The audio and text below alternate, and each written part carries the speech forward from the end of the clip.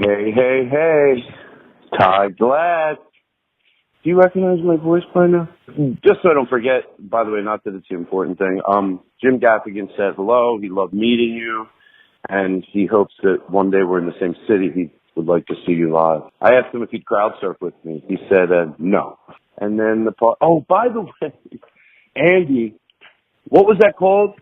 Giggle juice? Holy shit. I'm going to start doing it every day. Just walk around with my giggle juice. People go, what's wrong with you? I'm on giggle juice. All right. You're a good man, Andy Frasco. That was just pure joy hanging out with you. I love you. And sorry for the long message. I'm on my giggle juice. I love you, buddy. Bye. Andy, Todd again. I realized something the other day. In the room you were staying in, I made sure there's a table you can put your luggage up on. Because I know when you go over someone's house, a lot of times you just want to live out of your bag. It's on the floor. It's a pain. You didn't even show up with luggage. You show up. I'm like, Andy, I thought you were staying over. Where's your stuff? You go, oh, here it is. You pull out like a little, like if you went to a department store and bought a teeny little thing and they give you a teeny little bag. You're like, oh, yeah, what do you got? Oh, you got a toothbrush and a chopstick? Nah, I didn't need to call you back for this. I'm on giggle juice. Woo! Andy Frasco's World Saving Podcast. Again. Round 2, because we didn't hit delete. I didn't hit delete. I didn't hit record. Delete, sorry. Yeah, record. I'm Andy Frasco. How's our heads? How's our minds? Are we staying out of trouble? Mm-hmm. Saved by the Bell. It is 6 p.m. on a Monday, and we're finally doing the opening. Relevant content. We were talking good shit on that. I know. Goose getting knighted? Goose has been knighted. Trey Anastasio sat in with him. He doesn't just go around doing shit like that. I know. It's over. If you're in any of these jam bands that thinks you're going to be the next thing, if you're the next big whatever you think you are in your mind, it's over. Take your Langway Doc guitars, pack them up, and go home. Goose has been knighted. They are the Sir Paul McCartney of the jam band scene. It's over. And they'll be at Peach Fest this weekend. There you go, boys. That's all. It's what you always wanted. Yeah, cool. Now you're hot and famous. Great. But it's exciting. I'm happy for them. They're at Peach. No, I'm really happy for them, actually. It was so funny seeing Twitter. Like, Twitter was kind of, these fucking jam band fans are so funny. They'll just wait outside of the venue for like 6 hours. Like, oh my God, I think that's Trey's guitar tech. He's putting Trey's guitar in there. Oh my God, oh my God, oh my God. Yeah.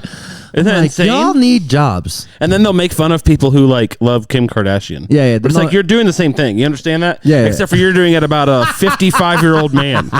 At least she's attractive. I'll clap to that, bud. Also, they do the same thing with like get way into sports. I'm like, okay, well, mister, I have every set list since 1997 on my computer. Yeah. What the hell's the difference? Tomato. Let's all just accept that we're obsessed with celebrity. We're all dorks about something. We're all dorks about something. Like, I was a dork. I got hustled by Kyrie Irving thinking he was going to come to the Lakers. And he's no, he just, the news was in. He's opting into his Brooklyn contract. Oh, he didn't want to lose $27 million and go to play for Kevin Durant's like, you acting like a bitch right now. Oh, yeah. I don't know. He might still leave. If I was him, I would. I mean, he needs to go to a better. There was no trade. We couldn't give him anything that the Nets wanted. What are you gonna take? Like, give him Russell Westbrook and his bag of potato chips. Yeah, and like Houston Rockets second round draft pick in 2028. Yeah. It's so funny. This is why I told you in the beginning a couple months ago how important sit-ins are during a show. Mm-hmm. You didn't like it. Look at this. Goose is getting all pumped up because Trey sat in. Okay, but you have me sitting. They had Trey Anastasio.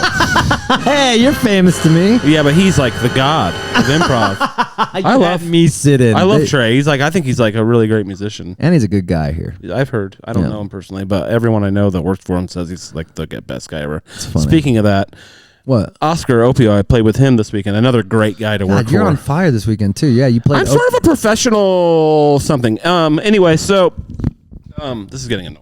What, are you just going to go hand on the Going rogue. Going rogue, baby. Like the founding fathers. Anyway, Oscar Opio. I want to have him on the pod, first of all. We'll get him on. He's in Denver for a minute. He's going on a little trip with his family came to EDM scene is popping.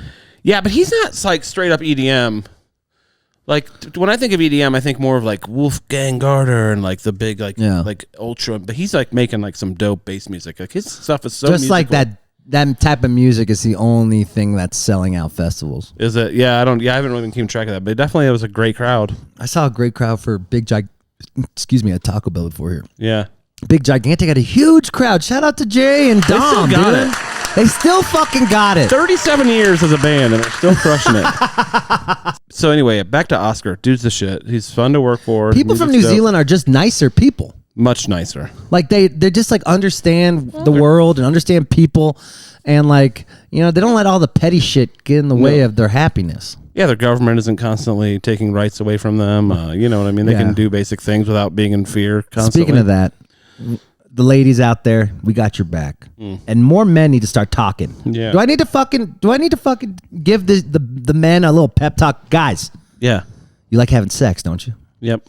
You like your girlfriend. Your girlfriend's probably a badass. Or if you don't have a girlfriend, the porn you watch is fucking awesome. Don't you want your crush to like you back? Don't you want your crush to like you back? Okay. Support women right now. New rule, girls. If your crush is pro-life or if someone's crushing on you, don't crush back. Yeah. Exactly. Don't crush back. We don't crush back on pro-lifers. If we're not punching down, we're not crushing back. Yeah. I don't know how that made sense. That doesn't make sense. I'm just trying to be supportive. I know. It's fucked up. It's annoying. It's so annoying. I thought Republicans and conservatives were supposed to be the party of freedom. Yeah, and it's just annoying where like people are, a lot of people who are big talkers on the Instagram, I'm not going to say names, and then they can't support their girl. Not me. No, you support it. I'm not talking. I'm even about attacking the Democrats over it. They've dropped the ball too. Fucking crickets. We hear your silence, okay? It's deafening. Your silence is deafening. Yeah, suck our dicks from the back. Wow. I'm over it. I'm just pissed that no one's...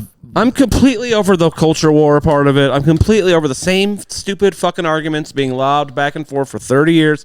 We don't need any arguments. The argument is, up till viability, I can do whatever the hell I want with my own body and whatever's growing inside of it. End of story. You don't need like, what about this situation? What about the situation where it's not your business? Yeah. Okay.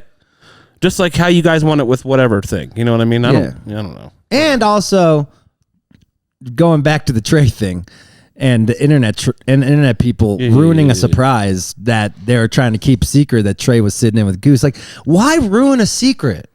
Because it's like they're human beings and they're like, I want to be first so I can look cool. Oh, but you're not cool. You're at a Goose show. Well, Goose is you're cool. You're at a jam band show. No, you're not cool. You're just, you know what I mean? You can't be cool at a jam band show. You got to go to Arcade Fire. You got to go see those people that wear the Mumford and Son. What's the cool guy band? Oh my God! People are gonna quote that. I don't care. And you're gonna be all up in that El Goose fan page. Fucking Nick's a dick. Yeah, well, I'm already in there, so that's fine. I love those guys. I love it in there. But you know, I can call them nerds. They are nerds. We're about to get They honk. We're about to get Fox News up in here with the Goose community. Dude. Fuck yeah. No one's gonna listen to the podcast in the beginning 2 minutes. No, that's not true. People are way more likely to engage with something they hate than something they like. Yeah. If there's anything I know about the internet, it's what? It's that people love. Let's go to engage with content they say they hate. Also, I'm kidding. I like Goose fans, but you are nerds. I'm a nerd. It's fine. It's fine. You honk in public, okay?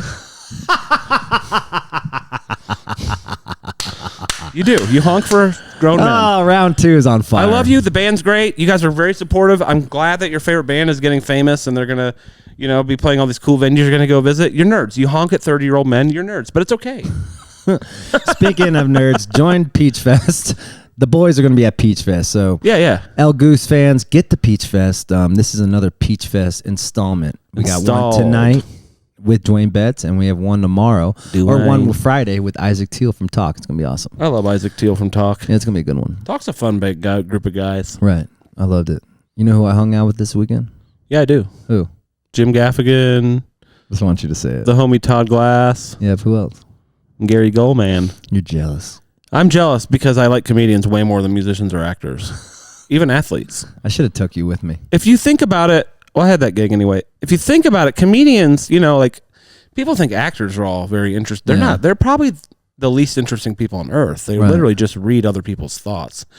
Comedians are getting famous and people are paying them money to hear how they think. So you're going to want to get dinner with them. Oh God, then you're totally like bashing me because I'm a musician with a podcast. Well, I'm a musician with a podcast. I'm bashing myself. I'm just saying, we're pretty interesting. I think musicians are more interesting than actors. I think acting is basically the lowest form of art there is, basically. Oh, you can't say that. You can on a podcast when you're joking. Everything here is bullshit, I thought. I grew up in L.A. and I like acting. I grew up in L.A. Don't you ever make fun of actors. That's our third biggest source of income in the city, behind commercial real estate and taking pictures of ourselves. Oh, my God. And putting brand deals under it where you get 10% off if you use our code. That's number one. What was number two? Commercial real estate. Yeah. Then acting. I got drunk and I got drunk at the Largo when I had dinner with Gaffigan and Glass and stuff. By dinner he means pancakes. Okay, let's not. That's what I like about comedians. They want to go to swingers, eat pancakes. Yeah, they're not like let's be cool. Let's go to Nobu. They're not cool. That's why they're comedians. If they're cool, they would. You know what I mean? That's how you become a comedian. You're not cool, and everybody makes fun of you your whole life, and then you go like make fun of them back, and you get a bunch of money for it. That's all. Shout out. Hell yeah. Comedians are my favorite people. Let's go. I love comedians. It's a sacred art form. But I got drunk and I got a hotel by the Largo. Oh. But I knew Glass didn't want to hang out the next day until like 8 p.m. So I had a whole day to kill. So I went shopping. I just don't like bothering. I hate. He had a show that night. It's a pet peeve of mine too. Yeah. Is when people show up early. And you have to like feel like you have to entertain them your show, all day. You mean? No, just like if I'm inviting people over, like come over at 8. Right. They come at 3. Oh no, fuck and it's like I'm like if I am annoyed by that, I know Glass is annoyed. Especially he has like a show and yeah. But so I had all day to like I went shopping for myself and got some nice stuff. I'm sure you did. And I got a white T-shirt. I love white T-shirts. I bought a white T-shirt this weekend. Yeah, I like it. It's funny. They're great. I look good in white. Yeah, you have like I don't really, but you do. You have dark. You look good in white. It's okay, but you have like better dark skin, that Sephardic Jew skin. But what I was saying is, there's a museum. It's called the Selfie Museum in LA. I'm like, this is why I am fucking out of LA. That sounds like a good thing. That's good for society, though. A selfie museum, a bunch of people taking pictures of themselves. Yeah. I wonder if Repsy.com books the Selfie Museum. Look at that transition. I doubt it. But transition. Let me look at. We got this new thing. Dialed In Gummies got me this new thing. You can control it from your telephone? I can control it from my telephone. Ladies and gentlemen, Dialed In Gummies. Oh, look at that. Terpene We are rich. A professional fucking show. Full spectrum. Repsy.com. Dialed In Gummies. Let's start with Repsy.com. If you're in a band, and if you are an independent venue, if you're a wedding planner, juggler, magician, all of the above, sign up for Repsy.com. Your agents, I'm telling you this, I'm going to say this every day. Your agents, it's fucking war out there right now. Not a lot of people are selling tickets. It is war. So it's all cannibalism because everyone needs to go on tour and make money. Mm-hmm. Don't quit. So don't quit. Wink. And set on frame.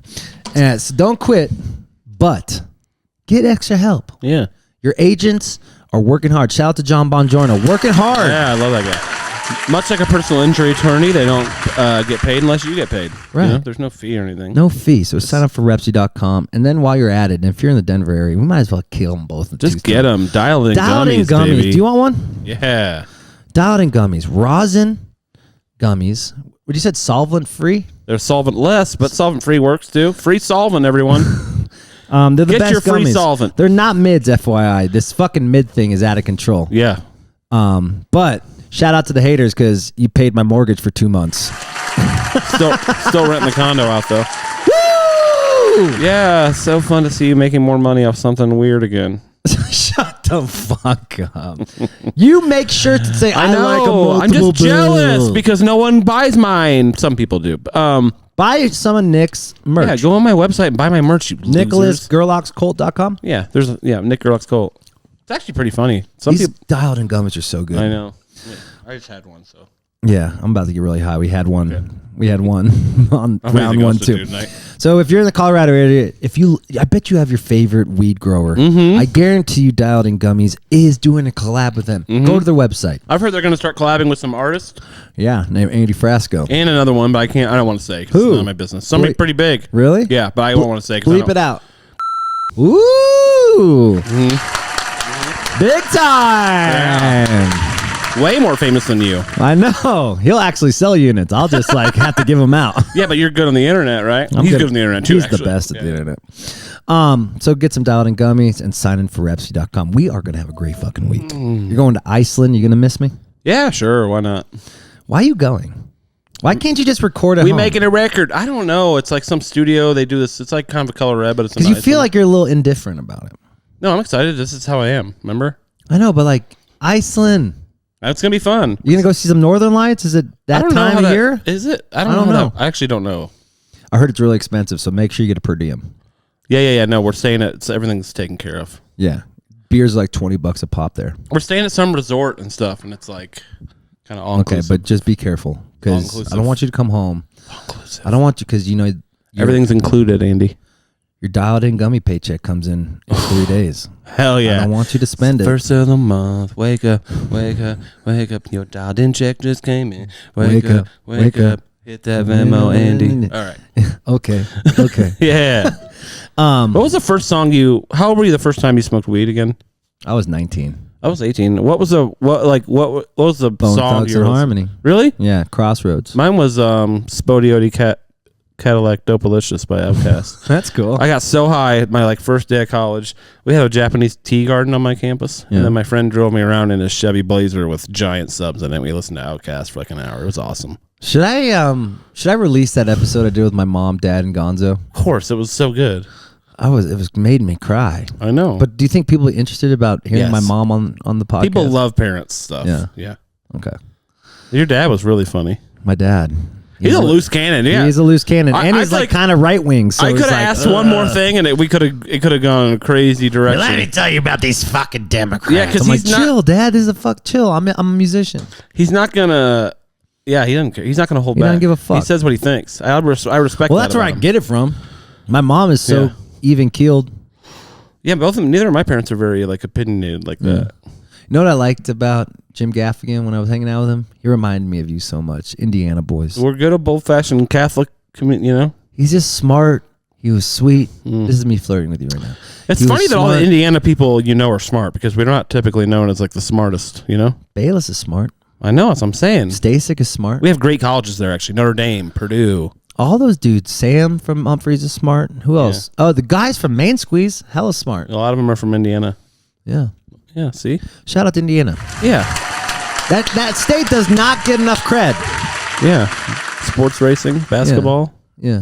Oh, sports racing, auto racing. All right. Have a great week. Give these guys a little motivation. You can't just roll in here. Motivation. Why? I can do whatever I want. What are you talking about? What are you going to tell the socialism people? Socialism people? What do you mean? Iceland. About the American ways. I don't know. I might go there. I might storm the beach and just take it over for America. There must not be oil there or anything, because we haven't tried to take it over. I think it's just pretty. It's gorgeous. Only 400,000 people live there. Really? That's like the city I grew up in. Is it just hard to live there? I have no clue. I've never been. The weather shitty? I know they have elves. I mean, they say that. Man, I want to go with you to Iceland. Iceland? Why didn't you invite me? Because you're not on the record. I invite you at everything. You're not on the session. I don't care. Just invite me at your +1. I'd be great. I'd clean up. There's no +1. We're not doing shows. You got a sugar daddy. We're not doing shows. There's a sugar daddy paying for everything. You should have said, I need Andy there. I need Andy there. We'll get more done if Andy Frasco's here. That won't be a distraction. Andy Frasco will be here. We'll be able to really hunker down because Andy Frasco will be here. All right, we're done. All right, goodbye. Duane Betts is on the show. Peach Fest, you ready? Woo. Are you ready to support me during Iceland when you're in Iceland? I'm not going to be in Iceland yet when you play Peach Fest, but yeah. Will you just give me good juju? Yeah. Because I'm having Trey Anastasio sit in at Peach Fest. I'm getting knighted next. Let's go. Trey's a genius. Trey, come sit in. Yeah. No. Go crowd surf. Then the haters will find something. Go crowd surf in your $800 jeans. You can't give Goose all the credit. You had to have Trey sit in too. Then they're like, Pete Shapiro created Goose. It's an inside job. They've been a band for like 8 years. That is so fucking They played the Mousetrap. Stupid. That people, there's really a conspiracy that Pete Shapiro I think it's like a half joke, but I bet you there's at least 3 guys that live in Des Moines that believe it. You know what I mean? Oh my God. People are so annoying about their favorite bands. Just, you don't need to know everything behind the scenes. I guess I'm pretty annoying about the Lakers. I mean, Lakers Twitter is so annoying. I am fucking over Lakers fans. Will you guys quit fucking every day at some dream scenario where you don't have Russell Westbrook anymore and some other max player just decides to play there for $8? Guys, it's over. You got your championship. Just go into the sunset. You guys don't need to win one every 3 years. You know what I mean? We want to win it. You're good every 10 years. That's the pattern. 2000, 2010, All right. 2020. All right, we got to go. It's 25 minutes. I told this is supposed to be a short Just episode. shut the fuck up, Lakers fans. And I'm just kidding. You guys are all right. You're sad. I'm sad. I lost everything. You guys are good. You didn't lose everything. It's a basketball team. Well, I lost my happiness on They won a championship like... That's my only hobby, Nick. If the Lakers aren't good, I have nothing outside of... No, is that on the Lakers? Or is that on you? It's on me. Why don't you learn chess or something? Are you good? I'm medium at chess. All right. I'll learn chess. All right. Have a good day. Bye. All right, next up on the Peach Fest, another Peach Fest installment is Duane Betts. Yes, son of Dickie Betts, was in Almond Betts' band, which was badass. Now he's going solo. I love to hear it. We talked it all. We talked about his life in Florida. We talked about his life in Jackson Hole. We talked about his new record that was recorded at Derek and Susan's house, the Tedeschi's. I think you're going to really love this interview. He goes really deep. We talk a little bit about his addiction scares and how he got through those as well. It's an all-around. I feel like you get to know the dude pretty well after this interview. So, ladies and gentlemen, please enjoy my next interview with the man, Duane Betts. Wow. Duane Betts. How we doing, buddy? How are you, Andy? Good to see you, man. Buddy, you've been working hard. Our boy Duane is going solo like Tupac Shakur up in here. Let's go. Let's go. I love it. Yo. The sound effects, yes. So before we start talking about the solo record and stuff and all the endeavors you've been going on, this is a Peach Fest episode. How important is Peach Fest to the family? It's a really cool thing, to go to a festival and know that it's kind of based on your family's music. I mean, the music that my dad created with those guys 50 years ago. It's all kind of comes from that seed. Yeah. And so everybody is aware of that, and I didn't go to Peach Fest until the last several years. I mean, I think I've been there the last 4 years or so. Oh, really? Why? I mean, my dad wasn't in the band when it started. I think they started it in 2012, if I'm not mistaken, somewhere around there. So, like many bands that have been around for 30, 40, 50 years, the stuff happens and people separate. And right. So my dad wasn't in the band then, for that time. And so I didn't really have any reason to go. So when your dad wasn't in the band, were you able to spend more time with him, or were you just busy with your career? I was able to spend time with him, but I was spending time with him anyway. Yeah. I mean, that's a whole different rabbit hole. I mean, that's kind of like, a divorce or something, because that was like, just to be open about it, that was kind of like I grew up in the 90s. I was homeschooled throughout, for about 4 or 5 years there. And I kind of grew up and, around the crew and I knew everybody, and it was kind of like family, how it is when you're on tour. It's a traveling family. Right. And when that happened, it was kind of like, I was just kind of waiting for it to, they'll make up, it'll work out. They'll get back together, Right. And it just kind of, that's what happened. And you just accept things, but it was kind of weird. It was kind of hard, actually, to be honest, because it was kind of like a family splitting. And then, you see, they're playing my dad's songs and my dad's not there. You get that as a young man, you're like, well, wait, man, my dad's like, they're playing his songs and like, he's not even there. And like, you're like, totally, I love my dad, so, but, now, I mean, that was 20 years ago when that stuff happened. So, I mean, now I think we're all a little past that now, and we look back in hindsight and, time heals wounds, it's like, even with like, your sobriety, man, you've been sober for a while now. It's, we're all different people. Thank God. I mean, I needed to be. I wouldn't be talking to you right now if I didn't. Do you think your addictions, if you didn't stop, if you didn't get sober, you think those addictions would have attacked you and it would have got the worst of you? It already had. I mean, I couldn't do. It had completely consumed my life. I mean, I was able to still play guitar, but Right. I couldn't hold on to any money. I was always feeding the beast. And there's a big difference between going out and having a late night and having a little fun, and when it's just clear that have crossed a line and there's no putting the genie back in the bottle. Right. And there's a big difference from that.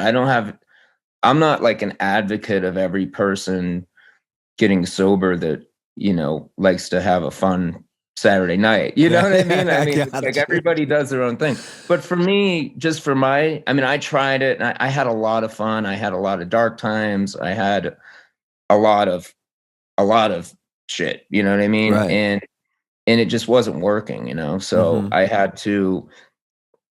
I just didn't want to be 55 years old and still in the same predicament, wondering, well, what would have happened if I would have given it, 110% and made a valiant effort to kind of pull it together. Like, I wonder what would have happened had I done that, Yeah. So I feel like the proof is in the pudding. I mean, I was watching friends of mine do it and their lives seem to be,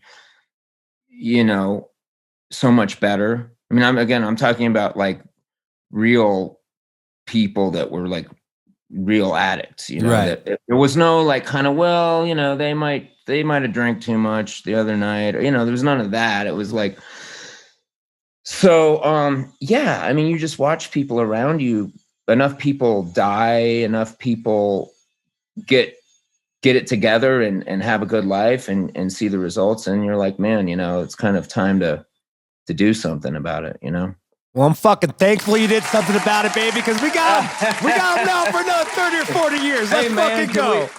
Let's have some fun now, man. Let's quit talking about the heavy. I know. I just wanted to get that out of the way because it seemed like it was like during the same time as the whole, how young were you when the breakup happened with your dad and stuff? Oh, I mean, that all happened probably when it kind of coincided, but I don't know. I mean, part of it is just you discover how some of that stuff makes you feel, and you're like, wow, I really like this. This kind of makes me feel great. I can feel good and it makes me feel better. I can feel horrible and it takes that away and makes me feel better or great. It's kind of worked in my favor for a while, regardless of if I felt good or bad. I mean, you know what I mean? Yeah, totally. Is there pressure, now moving forward, as you become your own man and your own identity, is there pressure for you to like play your dad's tunes at these festivals, or can you like be your own person, like in your head? It's not these are all imaginary illusions. Yeah, I don't know. I mean, I'll just be like really out front. I mean, I really respect like somebody like Lucas Nelson, Yeah. Who kind of sounds,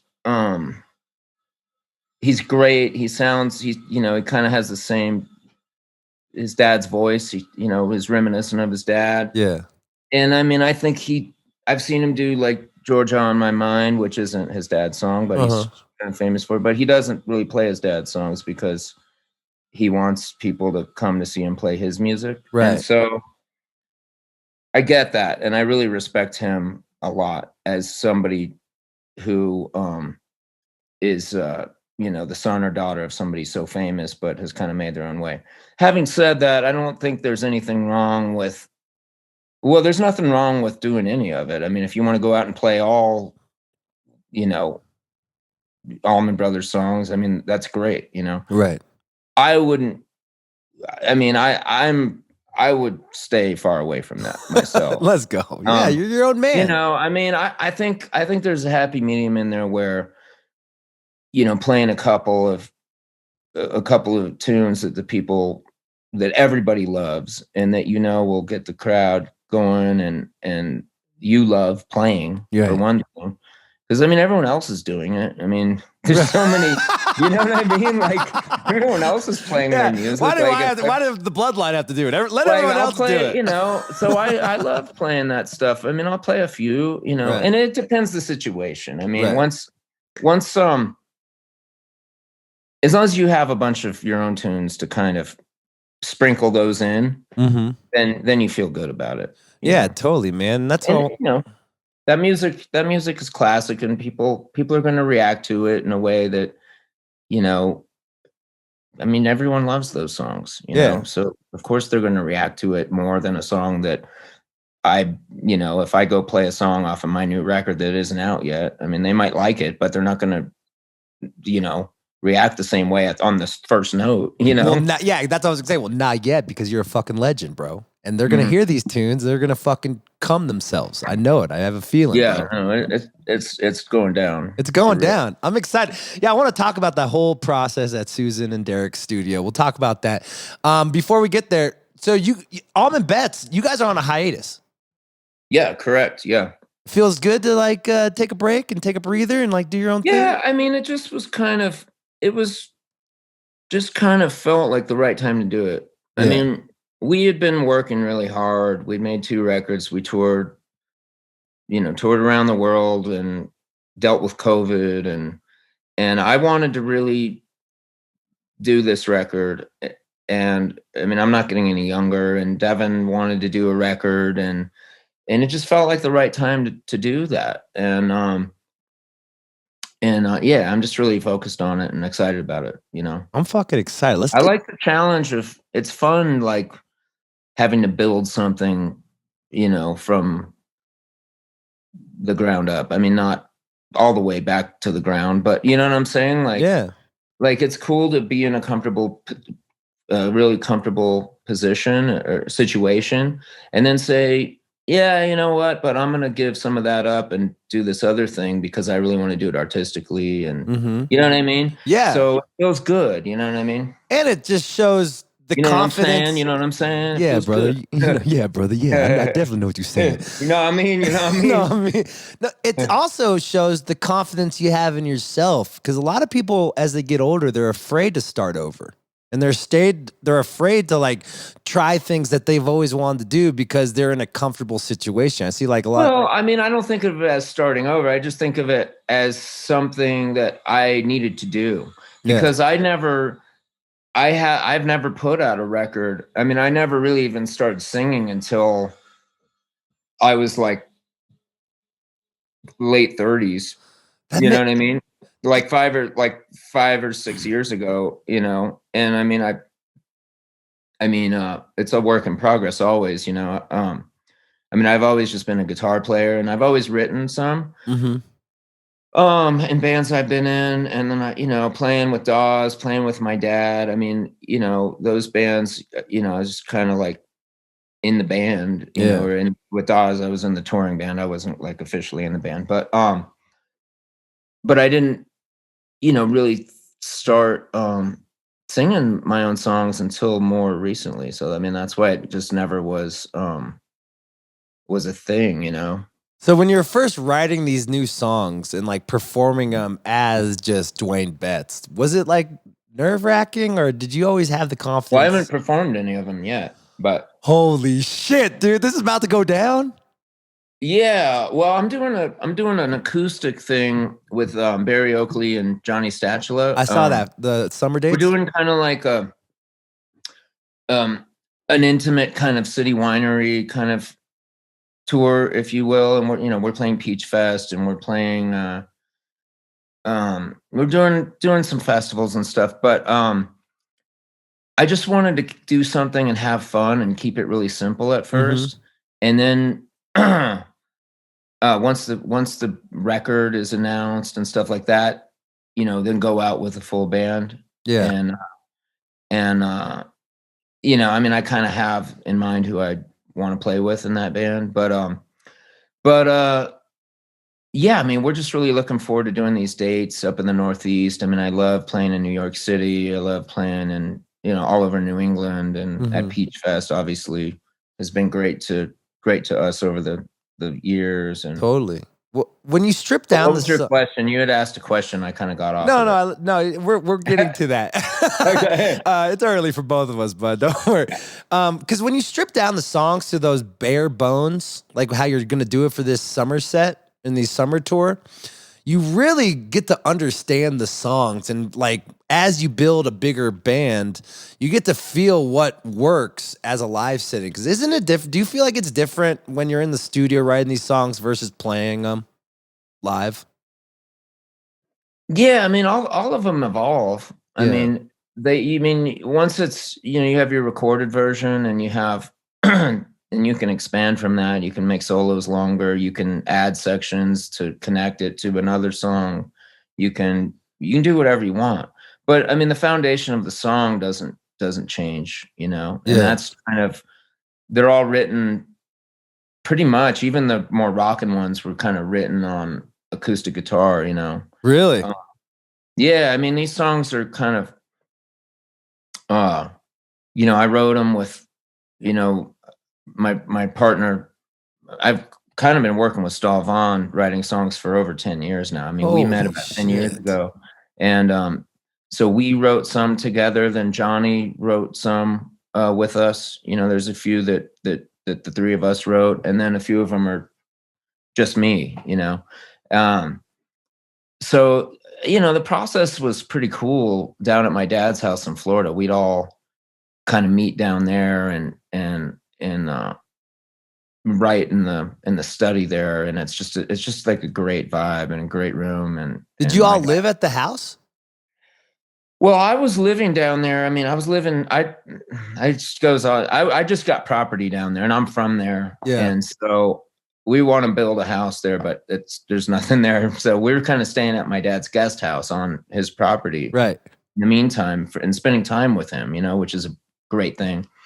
And then Stahl was down there for the winter with, his family. And then we flew Johnny down, and we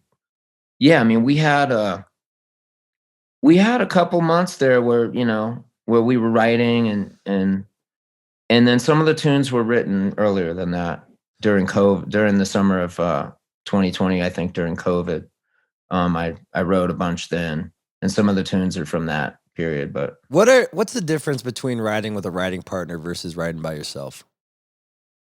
Well, it's a lot easier to finish songs for me, because I'll get like halfway through, and I mean, sometimes it's just like, hey, you finish a song and it's just like, okay, this is what's good and this is what needs work, and if you have somebody you trust that can kind of edit that for you and then come in and improve the parts that need to be improved. And other times it's just, a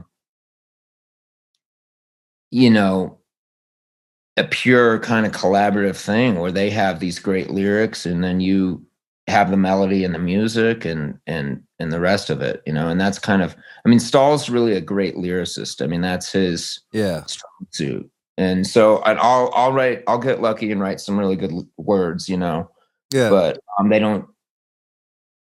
don't just flow out of me like some people that, some people, that would be great if like Bob Dylan or, Chris Christopherson or somebody like that. But yeah, it's good to have somebody there to kind of go through and say, man, this is great, and then we need to make this chorus better. And so that's kind of me and Stahl's songwriting relationship. Is it harder to be vulnerable in the writing process with the lyrics about your personal experience when you're not writing by yourself and you're writing with a writing partner? Yeah, I find that all of the lyrics that I'm really proud of are always written by myself. I haven't had much luck. And then, so that's what I'm saying. I'll bring in something and then we'll work on it, or I'll send it. But the stuff that I write that I'm proud of lyrically is really, I have to be alone, you know? What's the most proud lyric you wrote on this new record that you're like, God damn? I really like, there's a song called Circles in the Stars that I wrote that I'm really proud of. What's it about? It's kind of a love story. It's just a kind of about getting lost, you know, with someone and in the night, you know? Yeah. So like, you know, you had a great day and you're, you know, maybe we'll draw circles in the stars, you know, tonight or, you know, I mean, that's not the word, but that's not the lyric, but that's kind of the sentiment of it. Yeah. It's about like enjoying life and being lost and in love, you know? Yeah. How hard is it to have a balanced life in this rock and roll lifestyle you have, Joy? I don't know, man. I'm enjoying. It's pretty I mean, I'm kind of like I feel like it's kind of I love traveling, so I'm always on the move and I love that. So I don't like there's a lot of times when I'm kind of always on the move. Like I'm like on a trip. Like we went to Bali, you know. When? Well, I think we got back about a month ago or 5 weeks ago. Was it dope? Yeah, it's one of my favorite places. It was my third time there. Well, my wife does a lot of her. She's a designer and she does a lot of her manufacturing there, and she uses like the textiles like from the ancient, you know, from the tribes. You know what I'm saying? And it's really cool. And she's made friends with a lot of the people there and stuff, and she works with them. But because of COVID, she hasn't been able to go there, and she kind of has to go there a little bit to kind of keep an eye on it. There's only so much she can do from a distance. And so anyway, we had a great trip. Yeah. But it was kind of a business vacation, you know. What have you learned about, you know, like you're a guy who travels, you see all how people live their lives and stuff. What have you learned from the people of Bali that you could take into your everyday life?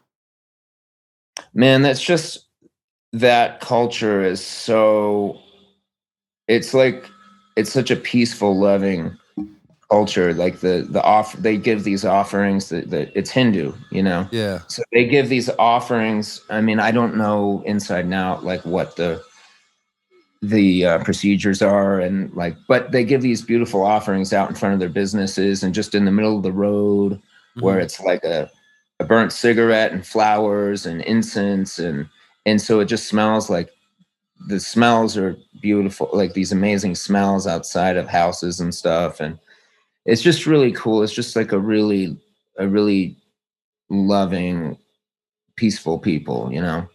And I mean, of course, there's so many people that aren't from there. You know what I mean? So it's not like it's just those people, but it's kind of this cool kind of convergence of like people from all over. And then you have like the Balinese people that in the culture, and it all works. It all kind of jives together. So, but a cool story that I have that's actually really great is that I got chased by a monkey and I got hurt. I'm fine, but it was my birthday, actually, the day after my birthday. And we were staying at this place and I was on the edge of the property, like looking out over the water.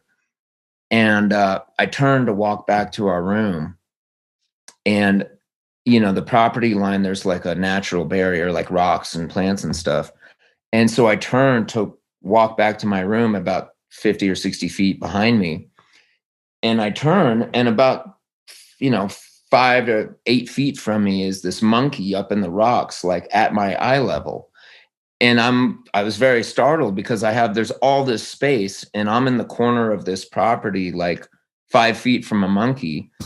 And I was like, so I jump back, I'm like, oh, and he like opens his mouth and shows me his teeth and jumps down and runs toward me. And I had my phone, and they love to steal your phone.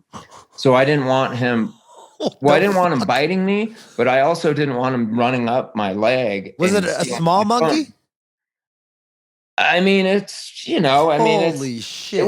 It wasn't a gorilla, but it wasn't like a little, it was enough. It would fuck you up.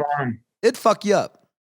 Yeah. I mean, if he wanted to bite you, yeah. So I ran from him and I didn't have any shoes on. It's 10 a.m. And I'm going to run from this thing. I'm like, man, this monkey is not getting me. He's not getting my phone. He ain't getting nothing. And I'm running, I get 10 feet and it's like a little bit downhill. And my feet just go out from under me and I land just right on my tailbone and my back and my wrist. I tweaked my wrist up. Oh, fuck. Yeah. And I was like, oh shit. Like I would have been a lot better off not running from the monkey because I just hurt myself way worse than the monkey would have hurt me. Was the monkey still chasing you? Well, that was the thing. Like right when I landed, I was like, oh, damn. Like I completely forgot about the monkey. Like the monkey wasn't on top of me. Like, so I completely forgot about the monkey. And then finally, when I was able to get up, I got up and I looked over and he was about 10 feet or 15 feet from me, kind of just walking away from me. Like had no interest in me.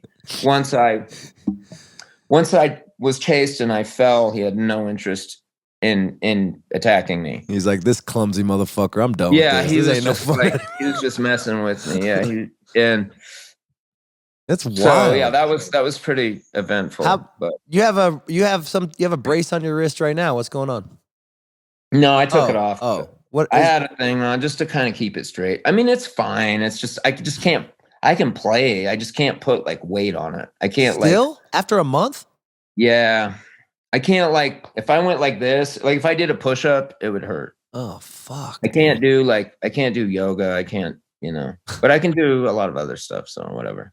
You tell me, do you still live in Malibu still, or is it always Jacksonville? I don't have a place there. I mean, Malibu's always, my mom lives right around there. My mom lives in Calabasas. So, and pretty much most of my friends are out there. Yeah. That's where I grew up. Oh, in Calabasas. Yeah, West Hills. Yeah. She lives right on the line of Woodland Hills and Calabasas. Yeah. Woodland Hills technically, but Valley Circle. Right. Yeah, right there. She lives right there, and she's lived there for a while. But do you ski and stuff in Jackson Hole? Like what? I do a little bit. I'm not much of a skier. I mean, I'm not a cold weather person. Like I'm not spending like all winter in cold weather. Like I like it for a week. The hot cocoa by the fire and I love it for a week, the sauna, the winter wonderland vibe. I love it. But no, like I grew up in fucking humid Florida, like South. Well, I mean, South Florida is really considered like Fort Lauderdale, Miami, but like down there, like the East Coast. But I mean, technically it's the Southern. I grew up down in Florida and I grew up in Southern California. Why does Florida get such a bad rap? Because there's a lot of crazy idiots there. I don't know. Did you have a lot of wild I'll Florida? say this. I love, look, man, like Florida is a very diverse place. There's a lot of different types of people there. Yeah. And that's what makes it Florida. And it's a beautiful place. It's a really special place, especially where I grew up, the beach, white sand beaches. And it's a nice town, it's a nice place to be for sure. Is it like, they always talk about Florida Man and all these things. Is it really that hyped of all these crazy ass people there? Or is it just, it's not, look, there's like people everywhere, but there's a lot of stuff happening in Florida. You watch the news, there's definitely a segment of there's some crazy shit going on there. But no, like it's a well-rounded place. It's that you go to the interior and it's a lot different than Miami. That would be the most vast difference, because you recorded. But that's what's cool about it. You drive 40 minutes inland and you're like in the swamp with a bunch of cats on airboats and stuff. But, you know what I mean? Alligator hunters. Yeah, then you go to the coast and it's like you're at like nice restaurants and the white sand beaches and Give me a story of the craziest Florida experience you ever had. Oh man.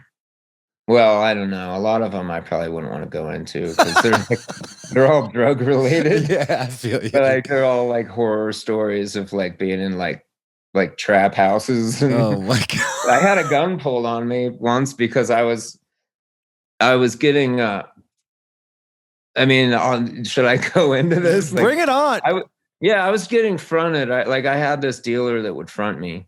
Yeah. And he was all good with it. We had a good relationship, and I was, and he was like, man, I can't, like, he was like, man, I can't, you got to have the money though. You got to have the money. And I was like, I didn't have the money. Yeah. And I knew I could just talk him in, but I'm like, I'm good for it. Like he like always let me like run on a tab. You know what I'm saying? And, so I showed up and I'm like, he had it all bagged up for me. And he's like, and I'm like, man, I'm going to pay you on Monday or whatever day it was. Like, and I like had it all worked out. Like I literally was getting the money and like, you know, and he always believed me. Like I'm saying, it was never a problem. Anyway, he flipped out on me and like pulled a gun out on me and pointed it at me. And I knew him well enough to where I just was like, what, are you going to shoot me, dude? Like, come on, it's me. God. Like he was pulled just a gun out. And then he was like, he ended up letting me take it. Like, I was like, cool, man. Like, and I took care of him and stuff. But that's wild, man. You weren't scared because you knew him. If I had a gun pulled at me, I just didn't try. I knew him well enough to know he apologized. He said it wasn't even a real gun, but it looked real to me. I didn't do it because it looked fake and I knew it was fake. No. Like he could have beat the hell out of me. I was in it, you know? Yeah. Like he didn't need a gun, you know? But I just knew that, you know, I knew that I could convince him. Right. You know? I mean, it wasn't like some stranger. It was like somebody that I dealt with and that we had developed a rapport. Yeah, isn't it crazy? Like in anything else in the world besides drugs, if someone pulls a gun out on you for you owing them money, you'd be like, whoa, this is not. Well, I was determined, man. I was like, I need this shit, man. Yeah. Like at the time, I was like, I mean, if I really would have felt my life was really endangered, I would have gotten the hell out of there. But like I said, it was like somebody I dealt with. But it was definitely scary. I mean, it was in the hood, and it wasn't like next door at my best friend's house or some shit. It was like it was the real deal, you know. But yeah, I mean, I have a lot of great Florida stories. Going down to the Keys with my dad when I was young, going out on deep sea fishing boats, going out and parking the boat and then swimming to islands and just jumping off the boat out in the Gulf or, you know. Sounds awesome, man. Out in the Bay, you know, in the 80s when you know, MTV first came out. I mean, right? We all have those like childhood memories of like, man, you know, I remember when HBO first came out, you know, and when my family first got cable and HBO and MTV and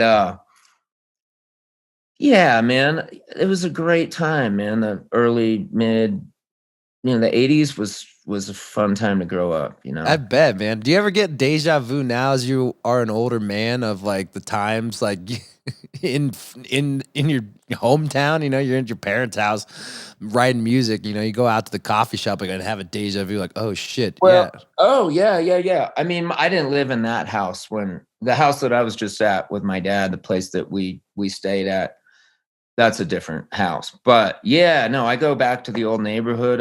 I saw some folks that I grew up with that I hadn't seen in 20, 30 years the other day. And it was, yeah, I mean, it's cool. It's like full circle, you know? Yeah, man. And you're like, you're a man now and you're fucking clear-headed and shit. It's like yeah, it's pretty man. wild. Yeah, I mean, these people I hadn't seen since before any of that stuff. Oh, wow. You know? So I mean, people I grew up with in elementary school and you know, they were in the neighborhood when I was like really young. So, were you like a troublemaker as a kid? No, you're a good kid. No. Oh yeah. I mean, I wasn't like skipping school and you know, of course I was homeschooled, so I didn't even go to school. Yeah, from eighth grade on, I was homeschooled. And you're traveling. So I went to you know, K through I went to, you know, K through 5, and then I went to 6th grade in middle school in Florida, in Sarasota, Bradenton. And then I moved to California. I went to 7th grade in Malibu. And then I went on the road with my dad. So I was eighth, all through high school, I was like homeschooled. So I was out on the road all year. They weren't touring all year, but you know what I mean? They take the winter off, but anything in the fall or spring, obviously the summer I was out. Was it lonely? Like always moving schools? Like, was it hard to find new friends? I wasn't moving schools. I only went to school in 2 places. I was homeschooled. So I was moving. I was traveling with the band. I'm talking like 6th to 7th and 8th. Those are like developmental years of like personalities. So I switched. I went to I had been in Florida and so I went to Malibu and I loved it there, but it took a minute to get acquainted and make good friends but that was the funny thing is about the second half of the year I was like, oh, I love it. I'm in. Like I made friends. Like I'm good. Like I love it here. And then then my dad's like, son, I want you to come back and stay with me. And I was like, well, yeah, I just got used to it out here, and I love it. I'm thinking, and he's like, and I want you to go on tour with us, and we'll get you a tutor to come on tour with us. And I loved touring. I loved being on tour with that band. I loved the traveling and the community of it. And I knew everyone because I'd been on tour in the summers the past 2 years, Right. And so I was like, oh, done deal then. I'm good. Like, yeah, let's do it. That little thing just switched from me being kind of bummed about it because I had just gotten used to it out in California to being like, oh, hell yeah. So yeah. That was the deal. Was the Allman Brothers tour a good place for children? Yeah. There's some definite stuff happening, and you kind of knew it. There's some substance abuse stuff, but it wasn't ever like in my face or anything. I wasn't watching people doing drugs. Yeah. Or like, did you ever accidentally walk into a room and like it traumatized you or anything? Well, yeah, I like go on the crew bus and just the way those guys talk and nothing at a really young age. There's people smoking pot and stuff, but there wasn't anything going on that was like, out in the open. But there was some stuff that it was like obvious when people were having some issues, Yeah. Like, do you ever like catch a fight or something? Like had to walk out, like you didn't want to see that stuff, right? No, I didn't see anybody fight. I just thought you could tell when when somebody maybe it had a little too much or something or was fucking wild, dude. You lived on the road as a kid, as you're growing up. That's pretty wild. And it's my dream because I started touring when I was 18 and I went on my first tour when I was 16. And it changed my life, and it was the best time of my life. I get what you're saying. Like, you get a taste of the road, and all of a sudden, like, you want that all the time, right? Yeah, not everybody loves it, but I loved it. It was certainly comfortable, Right. It wasn't like Ritz-Carltons and Four Seasons every night, but it was like, I had my own room, and you know what I mean? Yeah, it was totally. It wasn't like we were like roughing it. And then I worked as an assistant guitar tech. I worked with Joe Dan Petty, who was one of the beloved. He was a great man, but he made boots for my dad. He was my dad's bootmaker, but he was the Allman Brothers' original guitar tech. So he was somebody I loved, and I worked with him, and I'd strung all the guitars and stuff, and I made $500 a week. And I spent it all on CDs. Really? What was the first CD you bought? Oh, I don't know. I was listening to CDs when my mom had a CD player, her boyfriend at the time in the like late 80s, mid-late 80s. And they had Jimi Hendrix. And I remember listening to The Cure, Kiss Me. Remember that artwork, the CD. There was a bunch. There was some rap stuff, but This guitar tech you're talking about, you loved him a lot. What did he teach you about life and like guitar and whatnot? He was pretty traditional. He was Southern, you know, he lived in Macon, and he's just a sweet guy, you know. Yeah. He was really him and Red Dog, you know. Red Dog was kind of like he was had a certain swagger to him, right. You know. And Joe Dan was more just a sweet guy who was more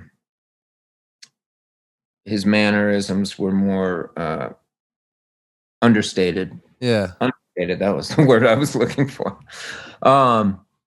Yeah, he was just great. But the two of them were like a team. Like they were both original roadies, you know, and you might so crazy. And goes Red Dog. Yeah, where's Red Dog? I mean, so Cameron Crowe's just pulling out like real names, you know, because he was on the road with the brothers. And so a lot of that story, I mean, if you notice the Coretta's character like looks exactly like my dad. Yeah, it's like crazy. So yeah, Red Dog was a legend. Joe Dan was a legend. I mean, some of those other guys, I don't know. Those are the two I knew. Yeah. Right? So I just talk about them. The other guys are legends too. And I think one of them is still alive too, but you know, Kim Payne or, you know, there's other names in that mix, but Joe Dan and Red Dog were the ones that I knew that I was hanging out with. It's so amazing, you know, because like you experience all these amazing life experiences, and like a lot of people who've experienced life experiences as a kid become assholes, and you are not an asshole. You're humbling, and you're fucking. I try to be. I can be an asshole too. But what makes you an asshole? Like what things get in your head that make you irritated? I can be short fused. I can be. If I have anxiety, if I have stuff going on in my head, if I get uncomfortable, I can like just lash out at whoever's closest to me, which I'm like that too. Right. You know Schwartz. what I mean? Like, poor Schwartz. He has to deal with my ass. Like I can kind of let that happen. And so I'm working on that. But I mean, no one's perfect, right? Right, exactly. And you've been working on yourself, bro. It's fucking badass. Yeah. We talk about the old days, but I want to talk about this record, dude. So you record, let's get on it. Let's get to it because this is really important stuff. And like, Duane, this is a solo record and it's going to be fucking awesome. You're going to kill this shit, dude. Yeah. Tell me, so you recorded it at Derek and Susan's house? Yeah, their studio is on their property. It's a beautiful, beautiful in Jacksonville. Place. Is that in Jacksonville? Jacksonville, yeah, that's where he's from. And so, what did Derek try? Who produced it? I produced. Well, I mean, it was kind of a group effort. I mean, me and Johnny kind of produced it, but everybody threw in their ideas. I mean, we had Falcon, Tyler, you know, Greenwell, I think is his last name, from Tedeschi Trucks Band. I mean, you know, you have a room full of people that know what's up. John Ginty. Yeah, fucking badasses. So, I mean, you have kind of like a room full of producers right there. But, I mean, it's my record. And yeah, so I'll probably take credit for the whole thing. No. Hell yeah, Duane, you should, dog. Yeah, no, I definitely played a big role in it. But everybody chipped in a lot with great ideas. So and then Bobby Teese, you know, recorded it, engineered it. Sick. And, you know, he had some great ideas. So it was a collaborative effort on that end. But yeah, man, they're just the sweetest. And for them to have us and yeah, it was just really, really a magical situation. When you have all these legends in the room and they're kind of producers as well, and you know, and it's your show, you know, it's your gig. Was it hard to like step up and say, I don't really feel that's the right direction for a part, or was it like, did you like? No, I didn't have to do that. No, we just try. I mean, if there was something that wasn't working, and I kind of, I mean, you try it, and then if it's working, everybody kind of agrees on it. Right? Oh, yeah, the universal language. There's always stuff like little things, but as far as there wasn't any big calls that needed to be made that were disagreed on, you know. Right. It all kind of was a natural flow. And there was stuff that needed to be worked out, you know. Yeah. I had an instrumental that I had that I'm really, really pleased with, that called Under the Bali Moon. And I had these really cool parts, but I had a lot of parts, and I wanted it to be like this long thing. And then but I never played it with the band, and I was just kind of, well, I hope it's cool, you know, right? Yeah. And it sounds good, and I had played it for people. We, you know, Johnny and I had worked out all the harmonies together and gone through the parts, and we got in there, and it was like, it just took on. We really had to work on it, but we kind of just trimmed about half of the parts out and just focused on the really, really like the coolest parts about it, and it turned into this other kind of thing that I didn't expect. And that was really thanks to Falcon for like really pushing it and not just playing like, oh yeah, I can play that and that'll be easy, or, you know, it just wasn't happening. So we turned it into this other thing, and he came up with this really cool, you know, drum beat that starts it, and it's really cool. How long were you all in the studio? But it took all day. Yeah. You know what I'm saying? Yeah. But we had the luxury of like, this might take all day. I mean, we went into that day knowing that song needed to be worked on, you know? Right. How many days did you get to have all these guys in the same room together? Well, the tracking pretty much was, you know, I mean, obviously I'm not keeping everybody there the whole time, but for the basic tracking, I mean, it's like 3 days. We did two sessions. So all that was done in total from those 2 sessions was like 3 days each. So 6 days.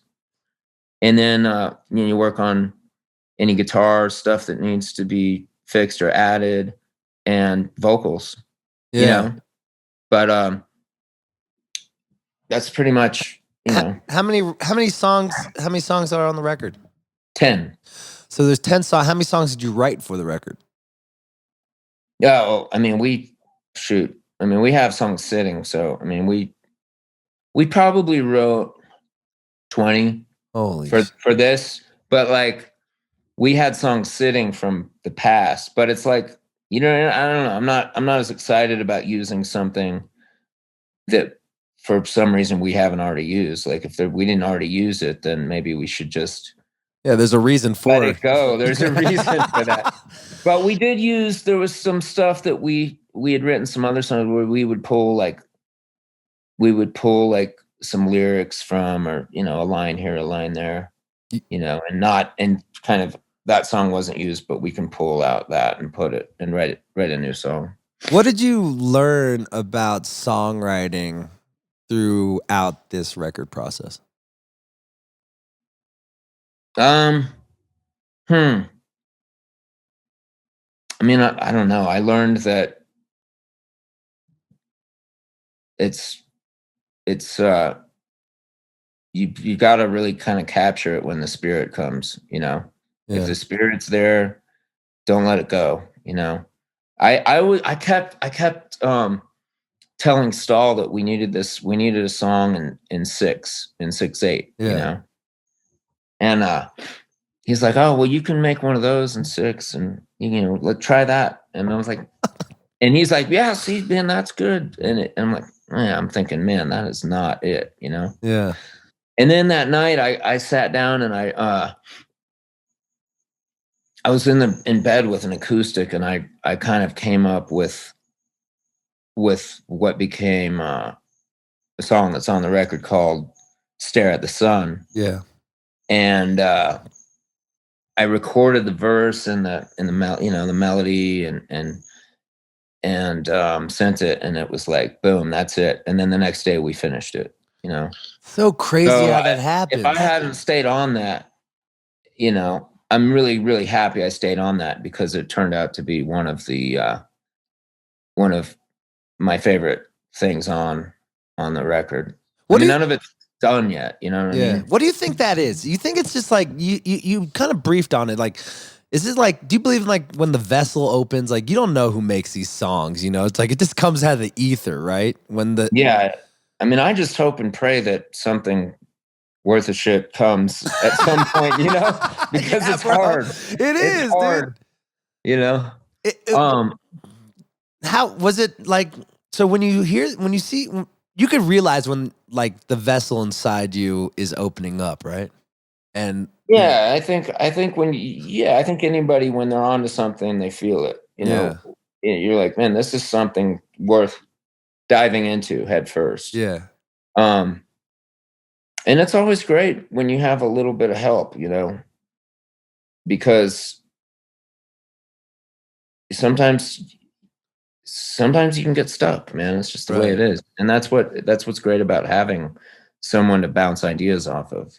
Did you put a lot of pressure on yourself because this is your first solo debut? Or did you say, fuck it, this is who I am? Are you a person that doesn't put a lot of pressure on yourself, or do you overthink it? I mean, I just want to have fun. I mean, I knew it would all work. I mean, I get like anxiety about doing shows and tours and stuff that I know I can do. Right. And I don't think this was any different. I mean, yeah, I had anxiety about it. I'm like, man, you know, I'm putting money up, and man, what if it doesn't what if I can't do anything, or what if I don't like what someone else is doing, you know, or whatever. And it's like, and then you're like, well, no, actually all that's, you know, bullshit, because it's going to be amazing. It's going to be fun.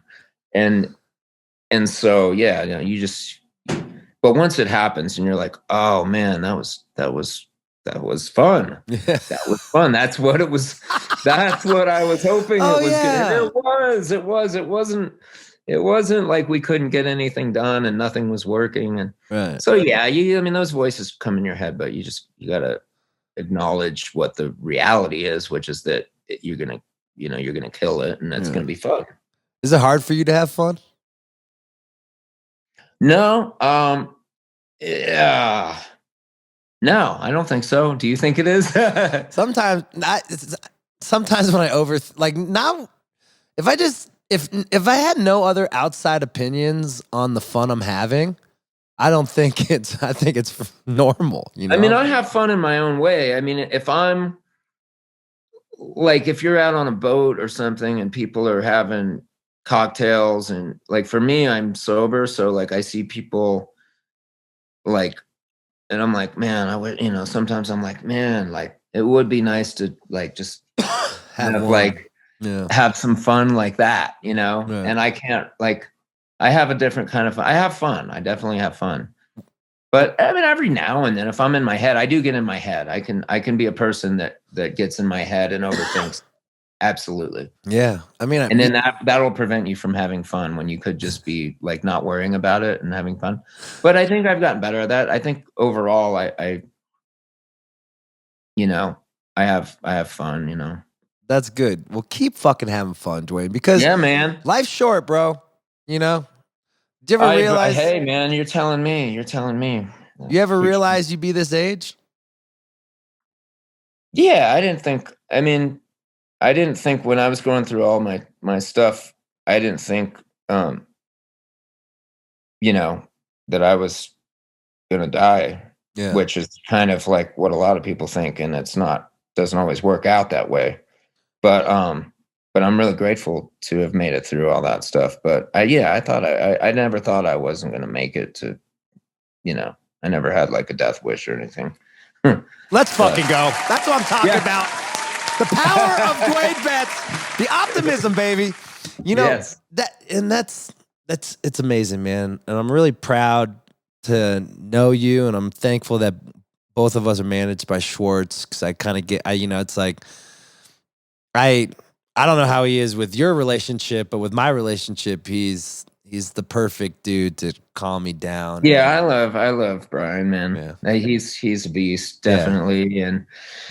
And yeah, man, he's a good friend, you know. Yeah.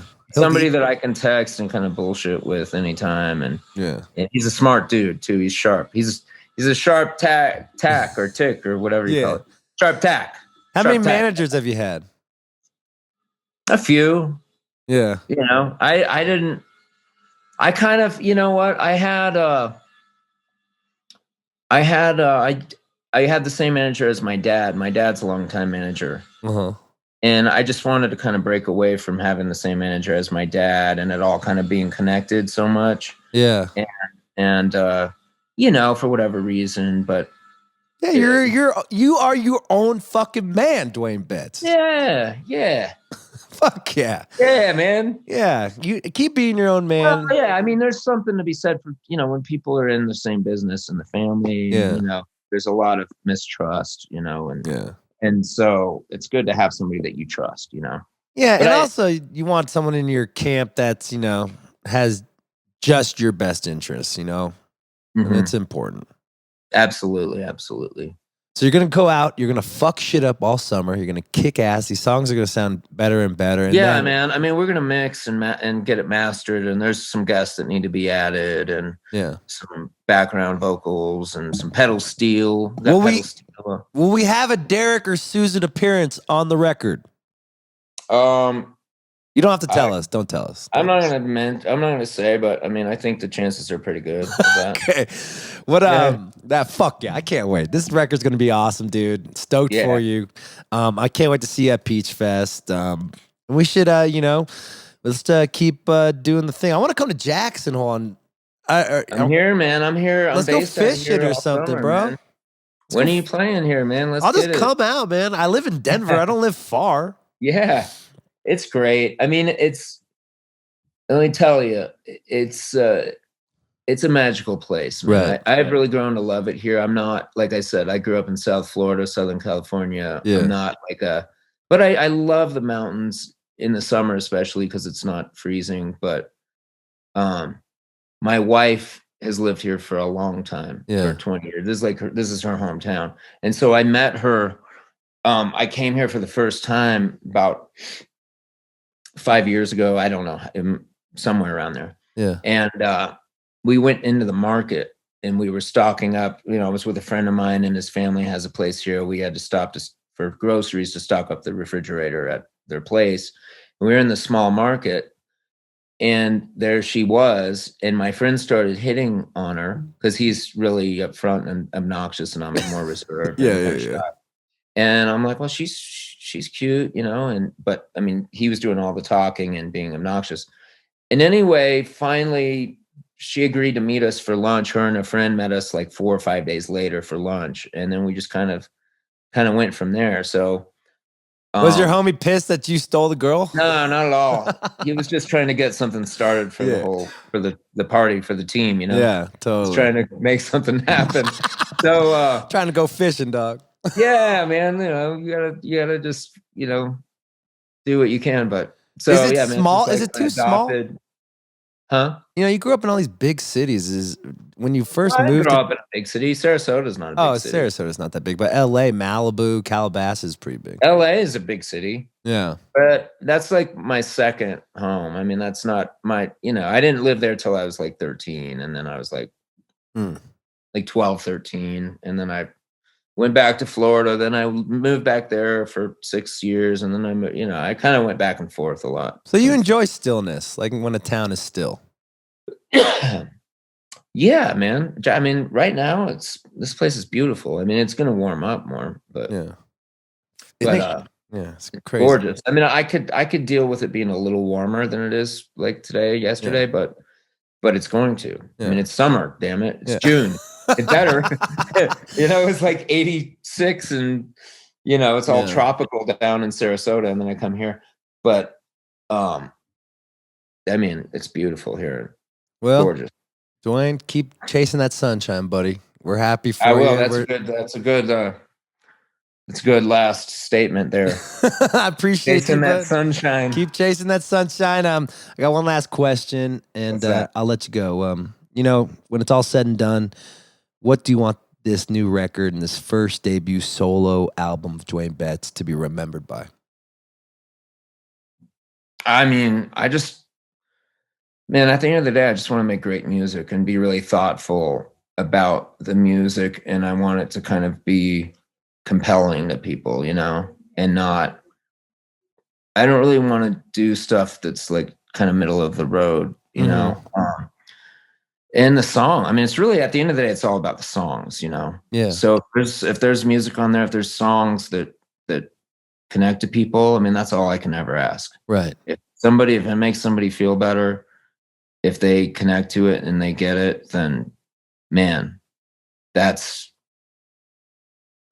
what it's about, you know. Right. But definitely, I mean, you want to kind of do what we tried to do or what we're trying to do, because it's not finished. It's really kind of do something that's interesting, you know, that kind of traces the roots and you hear that stuff, but there's some stuff on there that makes you think, well, that's different. Yeah. know? It's not like the obvious thing. So is it hard to think differently? We'll see, buddy. You know what I mean?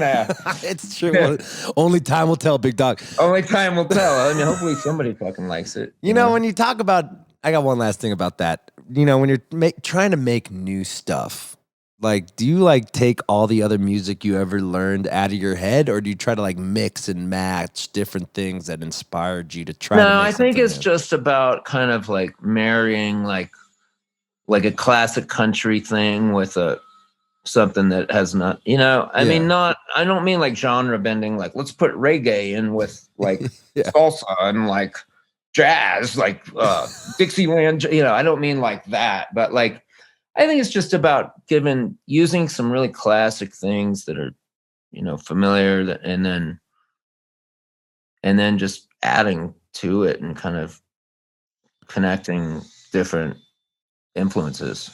Well, I don't know, does that make sense? No, 100 agree. I love Waylon Jennings, you know? Yeah, Waylon's a shit. And I wish I could sing like him. I mean, but you got a great voice, Duane. But there's stuff that, you know, there's like, you know, I mean, and I also grew up listening to like Radiohead and Jeff Buckley. And, right.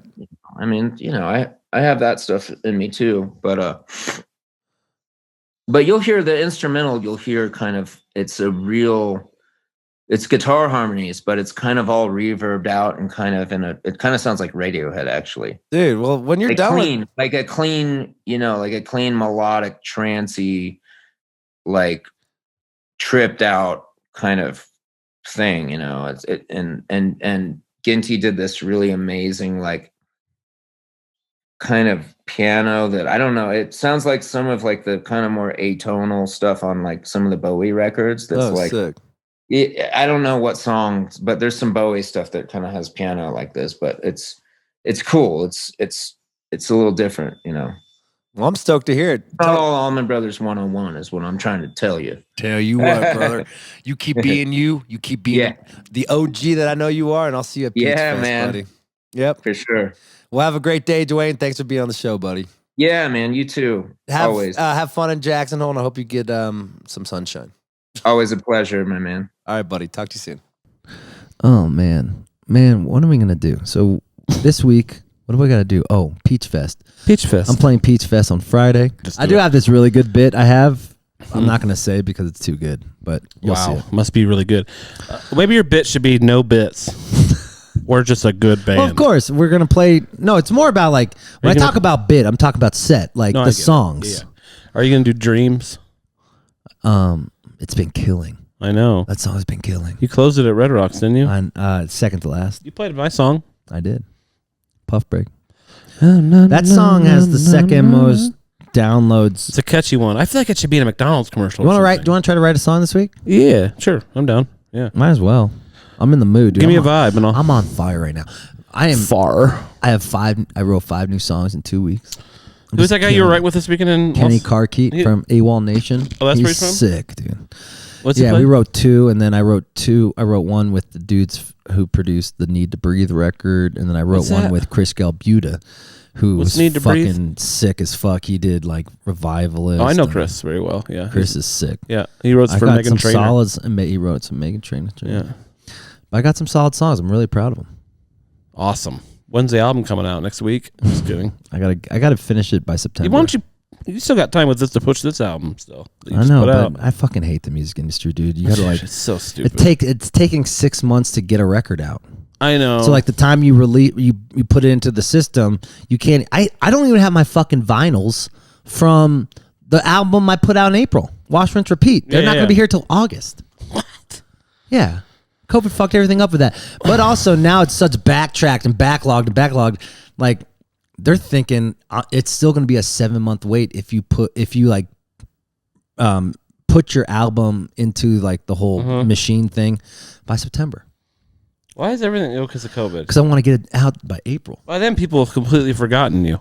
I hope not. Or that album, at least. The cycle is so fast, you have to put stuff out. People forget about new records in a month.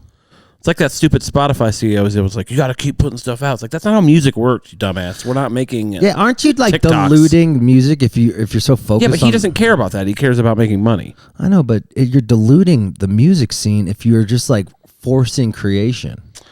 I can't remember the number, but some insane amount of thousands of songs get put up on Spotify every day. It's like, guys, you don't all have to be making music. Most of you are terrible at it. Come on, This is a podcast Just have about a hobby. optimism. Well, just keep your hobby a hobby. Everything doesn't have to be some money grab where I'm going to make a little money. Maybe I'll get you're diluting it for me and my friends who are real musicians. I flew in early for this, Nick. Yeah, you did. I flew in early. I could have done the podcast with Jim Gaffigan, and here you are just being pessimistic. Just because you have Ableton doesn't mean you need to put music on Spotify. Okay.